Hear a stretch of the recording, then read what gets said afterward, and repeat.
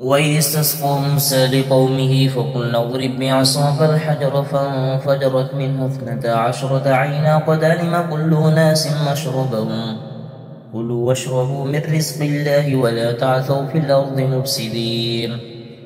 وإذ قلتم يا موسى لن نصبر على طعام واحد فادع لنا ربك يخرج لنا مما تنبت الأرض من بقلها وكثائها وفومها وعدسها وبصلها قال تستبدلون الذي هو أدنى بالذي هو خير اهبطوا مصرا فإن لكم ما سعلتم وضربت عليهم الذلة والمسكنة وباءوا بغضب من الله ذلك بأنهم كانوا يكفرون بآيات الله ويقتلون النبيين بغير الحق ذلك بما عصوا وكانوا يعتدون.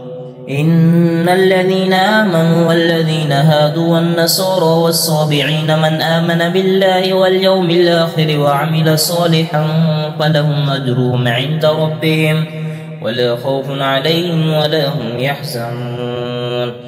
وإذا أخذنا ميثاقكم ورفعنا فوقكم الطور خذوا ما آتيناكم بقوة واذكروا ما فيه لعلكم تتقون ثم توليتم من بعد ذلك فلولا فضل الله عليكم ورحمته لكنتم من الخاسرين. ولقد علمتم الذين اعتدوا منكم في السبت فقلنا لهم كونوا قردة خاسعين فجعلناها نكالا لما بين يديها وما خلفها وموعظة للمتقين. وإذ قال موسى لقومه إن الله يأمركم أن تذبحوا بقرة قالوا وتتخذنا هزوا قال أعوذ بالله أن نكون من الجاهلين.